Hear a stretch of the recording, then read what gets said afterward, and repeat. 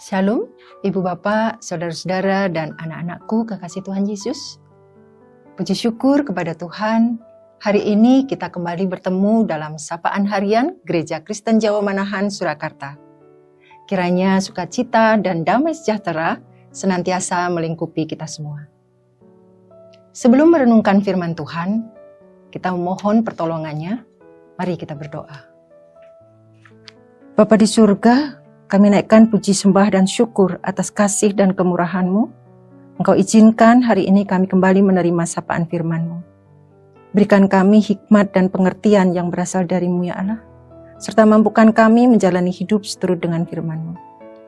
Hanya di dalam nama Tuhan Yesus, Juru Selamat kami yang hidup, kami sudah memohon.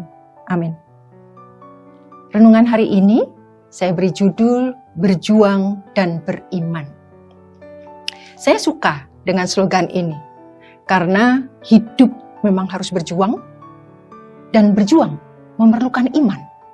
Karena berjuang tanpa iman hanyalah kesia-siaan. Hari ini kita akan merenungkan firman Tuhan yang dituliskan dalam kitab Roma, pasal 7, ayat yang ke-18 dan 19. Demikian firman Tuhan.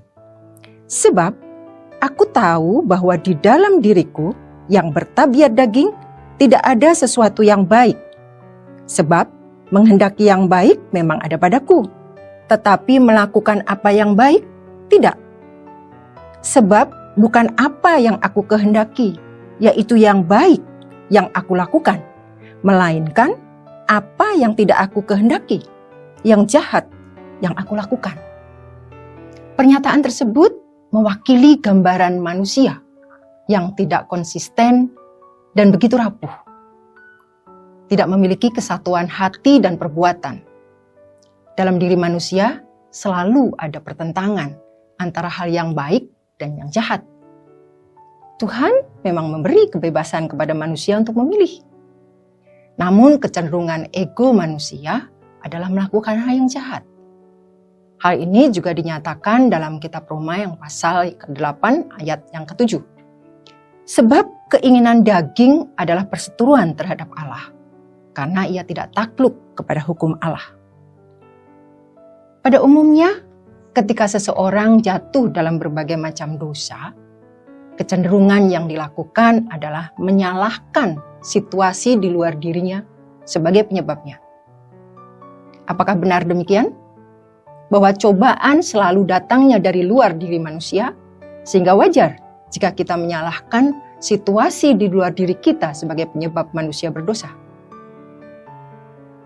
Mari kita perhatikan firman Allah dalam Yakobus pasal yang pertama ayat yang ke-14 yang menyatakan, tetapi tiap-tiap orang dicobai oleh keinginannya sendiri, karena ia diseret dan dipikat olehnya.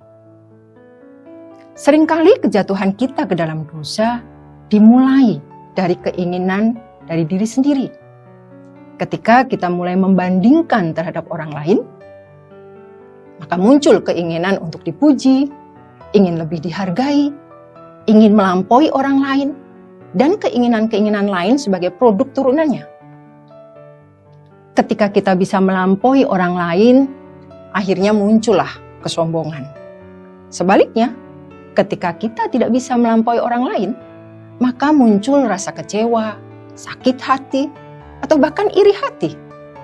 Dan seterusnya kita akan diseret dan dipikat untuk melakukan berbagai kejahatan lainnya. Maka kita sering mendengar, jangan menutupi sesuatu dengan kebohongan. Karena manusia cenderung akan merancang dalam hatinya kebohongan dan kejahatan lain untuk menutupinya dan terus bergulir. Sehingga manusia kehilangan kepekaan untuk menyadari bahwa ia sudah berbuat dosa. Tentang kecenderungan tersebut, Tuhan Yesus pernah mengajar murid-muridnya yang dinyatakan dalam Injil Markus, pasalnya yang ke-7, ayat 21-23. Demikian firman Tuhan. Sebab dari dalam, dari hati orang, timbul segala pikiran yang jahat. Percabulan, pencurian, pembunuhan, perzinahan, keserakahan, kejahatan, kelicikan, hawa nafsu, iri hati, hujat, kesombongan, kebebalan. Semua hal-hal jahat ini timbul dari dalam dan menajiskan orang. Ibu bapak dan saudara-saudara terkasih, masa Prapaskah merupakan momentum masa pertobatan untuk kita, umat yang telah ditebusnya, melakukan introspeksi.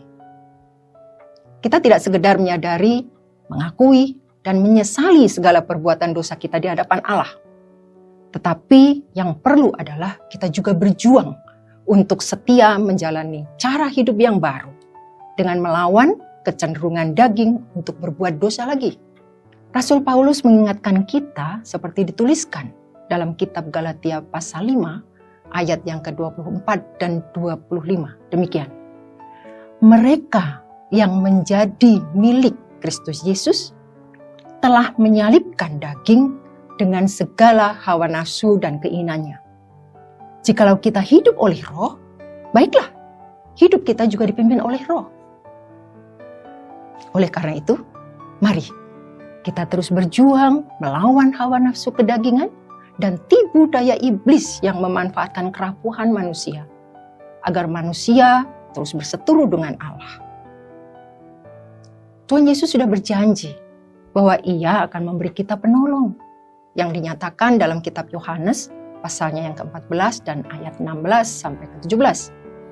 Aku akan minta kepada Bapa dan Ia akan memberikan kepadamu seorang penolong yang lain, supaya Ia menyertai kamu selama-lamanya, yaitu Roh kebenaran. Dunia tidak dapat menerima Dia, sebab dunia tidak melihat Dia dan tidak mengenal Dia. Tetapi kamu mengenal Dia, sebab Ia menyertai kamu dan akan diam di dalam kamu.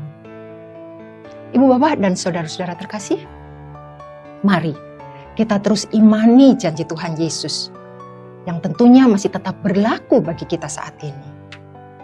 Dalam kerapuhan kita, Roh Kudus yang akan diutus oleh Bapa dalam nama Yesus, Dialah yang akan mengajarkan segala sesuatu kepada kita dan akan mengingatkan kita akan semua yang telah dikatakan Yesus kepada kita. Selamat berjuang, peganglah erat dan imani janji Tuhan Yesus. Kiranya berkat Tuhan mengiring langkah kita semua. Amin.